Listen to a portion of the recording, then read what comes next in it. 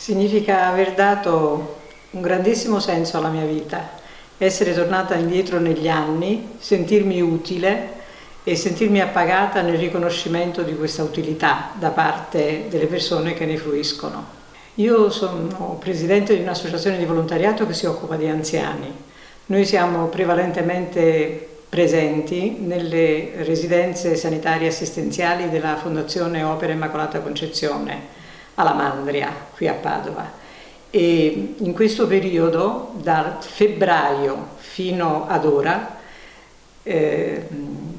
praticamente le mie energie sono state rivolte tutte alla ricerca di qualcosa che potesse essere utile per degli anziani che noi non potevamo vedere perché le residenze sono state chiuse. L'idea che non potevamo arrivare a loro era un'idea che non mi dava pace.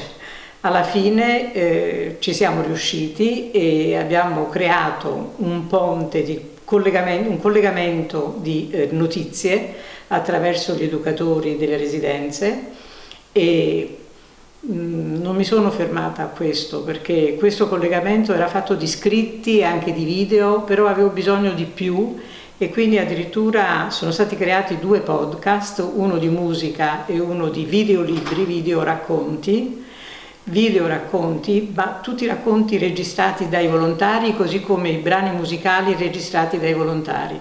Questi pezzi sono stati messi a disposizione della Fondazione ma anche della cittadinanza, perché gli audiolibri, per esempio, gli audioracconti sono anche racconti per bambini, quindi ci siamo anche immedesimati nel problema enorme dei piccoli che erano rinchiusi in casa come gli anziani.